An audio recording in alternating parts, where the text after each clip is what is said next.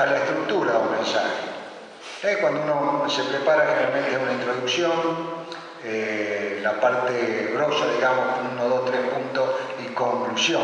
Es generalmente lo que se hace cuando estamos aquí en el frente, que los hermanos que lo han practicado generalmente hacen así. Pero yo simplemente en esta noche, y por eso quería poner cómo reaccionaría yo, vamos a ver 4 pasajes bíblicos conocidos, son tan conocidos que los comentarios van a estar de más, pero que nos hablan de realidades de la vida que estos personajes vivieron y que las circunstancias por las que ellos atravesaron, algunos hace miles de años, 4 o 5 mil años, otros 1000, 2000, pero que están en los registros bíblicos, tuvieron que pasar por esas circunstancias y reaccionaron de distinta manera. Por eso yo quisiera que, amén del hecho histórico, evaluemos nosotros en circunstancias similares. Se pueden dar un montón de circunstancias más, pero ¿cómo reaccionaríamos? ¿Cómo reaccionaríamos? El primer personaje que vamos a leer está en Génesis capítulo 39 y se trata de José. Génesis capítulo 39.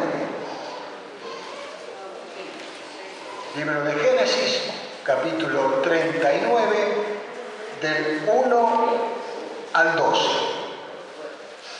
¿Lo encontraron? Llevado pues José a Egipto, Potifar, oficial de Faraón, capitán de la guardia, varón egipcio, lo compró de los ismaelitas que lo habían llevado allá. Mas Jehová estaba con José, y fue varón próspero, y estaba en la casa de su amo el egipcio. Y vio su amo que Jehová estaba con él, y que todo lo que él hacía, Jehová le hacía prosperar en su mano. Hacía yo José gracia en sus ojos, y le servía, y él le hizo mayordomo de su casa, y entregó en su poder todo lo que tenía.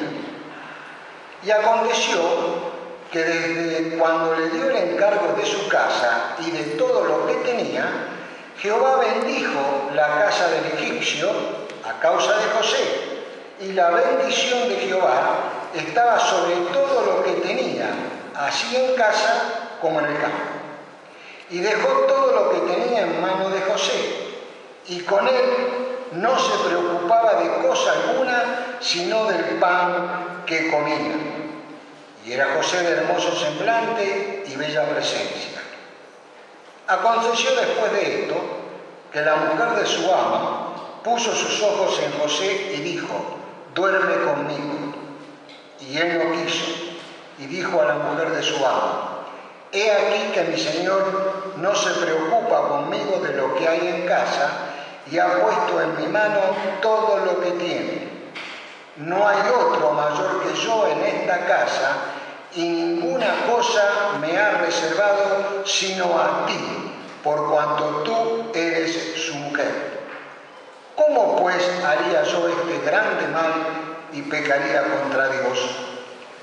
Hablando ella a José cada día, y no escuchándola él para acostarse al lado de ella, para estar con ella, aconteció que entró él un día en casa para hacer su oficio, y no había nadie de los de la casa allí, y ella lo asió por su ropa diciendo: duerme conmigo.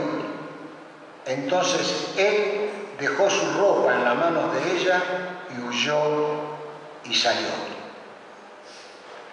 No vamos a contar la historia, ni el anterior ni lo posterior, sino el hecho en sí. Un hombre de Dios, José,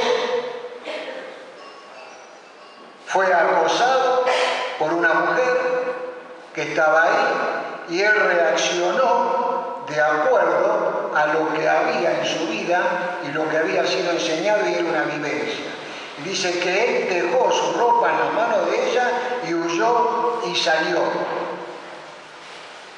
Por eso el título que yo decía para el mensaje: ¿cómo reaccionaría yo? Y no diga, y haría igual que José. No sé, piénselo.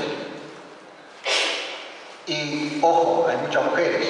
¿Qué pasaría si fueran hombres? Y al revés, el que la acosa, ¿no? ¿Qué es lo que pasaría en este caso? Es un hecho real que pasó en la vida de un hombre, registrado en la palabra de Dios, y dice cómo él reaccionó ante ese hecho, hacia esa tentación que el enemigo puso para hacerlo caer. Para hacerlo caer. Segundo ejemplo. Segundo libro de Samuel, capítulo 11. Lo que le pasó a David. Segunda Samuel, capítulo 11, los primeros 4 versículos.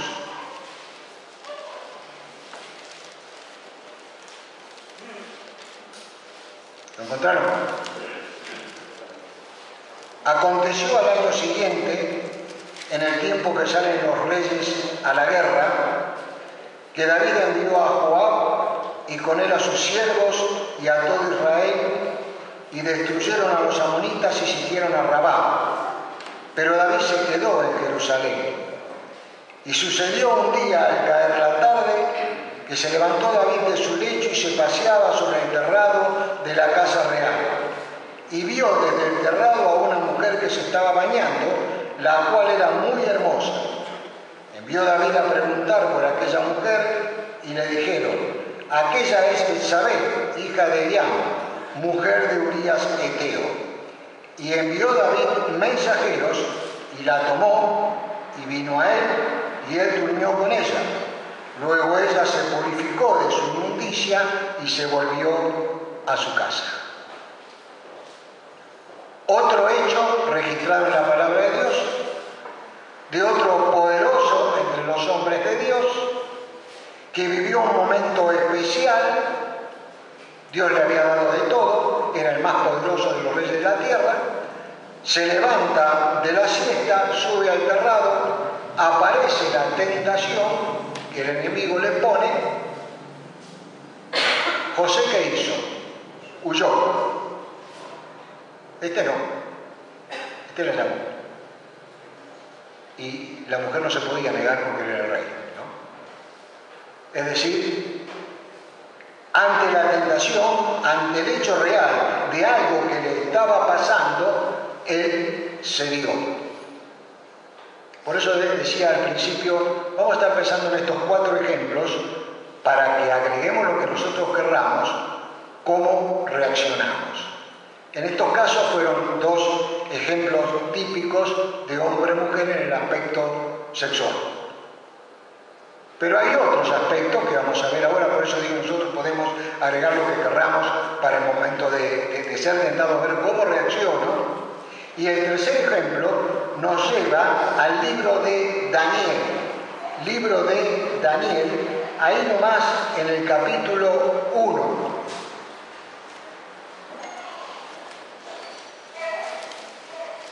Libro de Daniel, capítulo 1. ¿Lo encontraron? Antes de leerlo, un breve comentario actual. En estos días, en este tiempo, se habla mucho de esta organización que surgió del partido oficial acerca del adiestramiento que se le da a los muchachos, a los profesionales, para poder incorporarlos al partido. Lo mismo pasa en la provincia de Buenos Aires por uno de los partidos, lo mismo pasa en las universidades, es decir, los principales jóvenes que son descubiertos por aquellos que les interesa que militen en sus filas, son rescatados, son invitados y los llevan a hacer lo que tienen que hacer.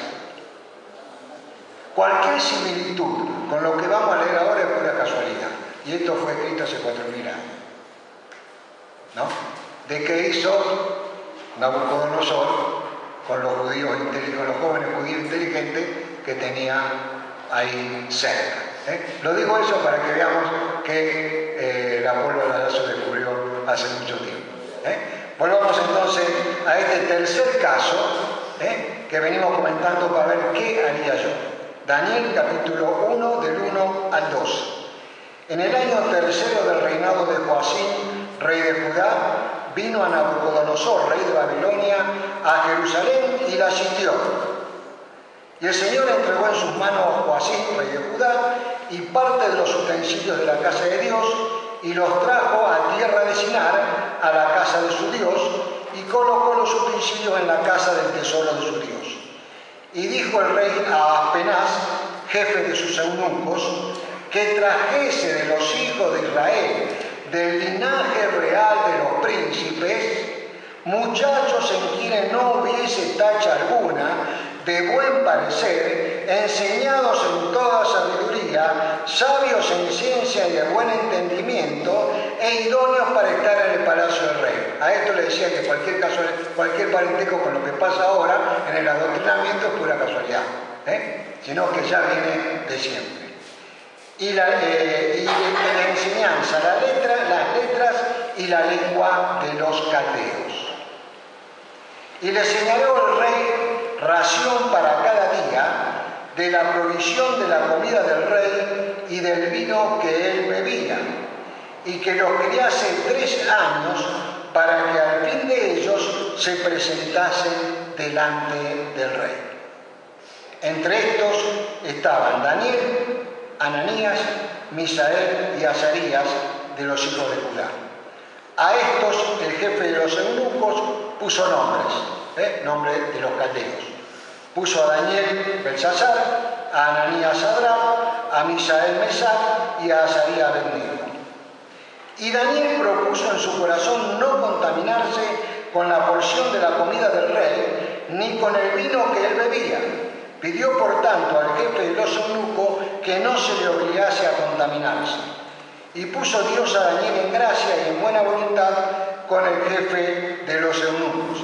Y dijo el jefe de los eunucos a Daniel: temo a mi señor el rey, que señaló vuestra comida y vuestra bebida, pues luego que él vea vuestros rostros más pálidos que los de los muchachos que son semejantes a vosotros, condonaréis para con el rey mi cabeza. Entonces dijo Daniel a Melzar, que estaba puesto por el jefe de los eunucos sobre Daniel, Ananías, Misael y Azarías: te ruego que hagas la prueba con tus siervos por 10 días y nos den legumbres a comer y agua a beber. Otro tipo de propuesta para que no hagan la voluntad de Dios y se contaminen con la comida de los babilonios. Ellos como judíos no podían comer esas cosas. Las leyes dietéticas judías prohibían comer esas cosas, pero ellos estaban prisioneros. Pero estaban prisioneros en un palacio para cosas mucho más grandes a las que después vieron. Sin embargo, optaron por no contaminarse. Ante la tentación de esos manjares y lo que Dios le pedía que debían hacer ellos como hijos, como pueblo de él, ellos propusieron no hacerlo. Fue una propuesta. El jefe de los eunucos, el que tenía que darle, corriendo su vida en peligro, lo aceptó. Pero ellos tuvieron que decir no. Podían haber dicho ante el peligro que corrían, bueno, y después de todo era comida y bebida. Otra forma que puede llegarse a nosotros, que el enemigo, Satanás, quiera tentarnos para no hacer la voluntad de Dios. Por eso decía que podemos agregar un montón. Esta es otra característica. Era que ellos iban a romper lo que debían abstenerse como comida porque estaba en la palabra de Dios ahí lo que tenían que hacer para no contaminarse. Después puede buscarlo en su Biblia sobre todo eso. Sin embargo, ellos decidieron no ceder a esa tentación que todos los otros, porque no eran ellos 4, había un montón. participaron, pero ellos 4 no quisieron saber nada. ¿Qué haría yo en su lugar? ¿Qué haría yo en su lugar? Porque no solamente elijo la comida o hago lo otro, porque voy a estar bien, sino que el drama de ellos, el gran interrogante de ellos, era hacer lo que Dios le pedía que hicieran. Que no comieran de eso porque estaban quebrantando las leyes que Dios había dado a su pueblo. Esta mañana vimos los 10 mandamientos, ¿no? Entonces, ¿cómo era? Mente atea. Corazón ateo, mente humanista, o corazón convertido, mente espiritual. A veces nos encontramos con estos interrogantes, que no son nada malo, ¿no? El Nuevo Testamento, el Señor también dice que la gula es pecado. Yo creo que yo por lo menos nunca tuve gula. Qué mentiroso que soy. Es la tentación, a veces está, y somos humanos. Pero acá era algo mucho más profundo. Era algo mucho más profundo lo que Daniel estaba practicando o que lo invitaban a practicar. Y el último ejemplo, y con este terminamos. Nuevo Testamento. Lucas capítulo 15. Este nos va a llevar a la diversidad de cosas que nosotros querramos pensar y elevar nuestra mente. Lucas capítulo 15, la conocida parábola del hijo pródigo. Vamos a leer del 11, voy a leer del 11 al 16. Lucas 15, del 11 al 16. Palabra de Jesús. También dijo, un hombre tenía 2 hijos, y el menor de ellos dijo a su padre, Padre, dame la parte de los bienes que me corresponde, y le repartió los bienes. No muchos días después, juntándolo todo, el hijo menor se fue lejos a una provincia apartada y allí desperdició sus bienes viviendo perdidamente. Y cuando todo lo hubo mal gastado, vino una gran hambre en aquella provincia y comenzó a faltarle. Fue y se arrimó a uno de los ciudadanos de aquella tierra, el cual le envió a su hacienda para que apacentase cerdos, y deseaba llenar su vientre de las algarrobas que comían los cerdos, pero nadie le daba. Hasta acá no va. ¿A qué se vio tentado este muchacho? Todo lo que había fuera de la estancia de su padre, el mundo que lo rodeaba, le llegaban muchos rumores. La sociedad que lo rodeaba le decía muchas cosas, sus amigos le comentarían y él estaba metido ahí. Al final, lo único que hizo fue ejercer un derecho. Dame la parte que me corresponde. Y el padre se la tuvo que dar. ¿Cómo influenció el medio social en el cual él vivía para que tomara esta decisión, que fue el principio de un desastre? Porque podía haber hecho muy buenas cosas yéndose, pero ya su mente estaba con el pensamiento en otra cosa, que es lo que dice ahí, desperdició sus bienes viviendo perdidamente. Cuando llega el otro hermano, ¿se acuerdan lo que dijo? Sí, estuvo acostándose con cualquiera, haciendo esto, emborrachándose, bla, bla, bla, agréguenle lo que la sociedad nos ofrece en este tiempo y pongámoslo acá. Y cualquiera de nosotros, principalmente los jóvenes, corren, y los mayores también, esto que permanentemente nos están soplando. Que permanentemente nos están soplando. Entonces, ¿qué haría yo? ¿Qué haría yo? José, David, Daniel, este muchacho, que se parece más a lo que parece este tiempo porque involucra a todo lo otro, ¿no? Estaba involucrado a todos los otros, de acuerdo a lo que dice el relato.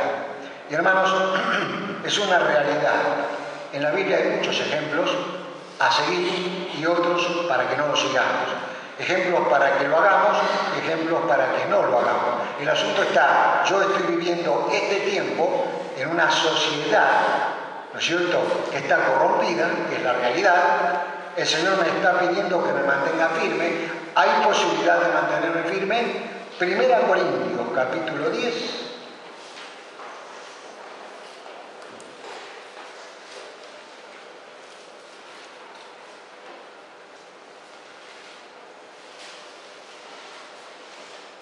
Versículo 13. Y esta conclusión es un poco la última estrofa del himno que cantamos, ¿no? 1 Corintios 10:13, no os ha sobrevenido ninguna tentación que no sea humana, pero fiel es Dios, que no os dejará ser tentado más de lo que podáis resistir, sino que dará también juntamente con la tentación la salida para que podáis soportar. O la palabra de Dios es verdadera, o como escuchamos, pero yo pienso. No penséis. Dejad que te diga lo que la palabra de Dios dice. Fiel es Dios, que no os dejará ser tentados más de lo que podéis resistir, sino que dará también juntamente con la tentación la salida para que podáis soportar. No sé si a lo mejor alguno de nosotros en esta noche está viviendo este tiempo de soportar algo. Bueno, si no llegó todavía la tentación, en algún momento llega. Si salimos de ella, gloria a Dios. Y si la estamos soportando, sepamos que Dios está con nosotros. Pero esta es una realidad que la palabra de Dios nos muestra y nos enseña. Dios quiera que podamos nosotros pensar, ¿qué haría yo? ¿Qué haría yo? Están los ejemplos. Y con sinceridad delante de Dios. Y si alguna vez hicimos lo incorrecto, el Señor nos perdona y nos quiere llevar por el buen camino, tratando de evitar justamente que reincidamos. Que el Señor nos bendiga para ser cada vez mejores hijos tuyos. Oramos y luego Pablo concluye con la reunión. Padre nuestro que estás en los cielos, gracias por este tiempo en tu casa y gracias por tu palabra. Señor, tú ves nuestros corazones, tú ves el ánimo de estas decisiones a tomar. Señor, protégenos de todo esto que está alrededor nuestro, Señor, pero cuando llegue Satanás con algún intento, que podamos aferrarnos a ti para poder soportar, como tú dices, y salir victoriosa. Esa es tu promesa. Gracias, Padre, por ella. Bendícenos en todo momento. Por amor de Jesús. Amén.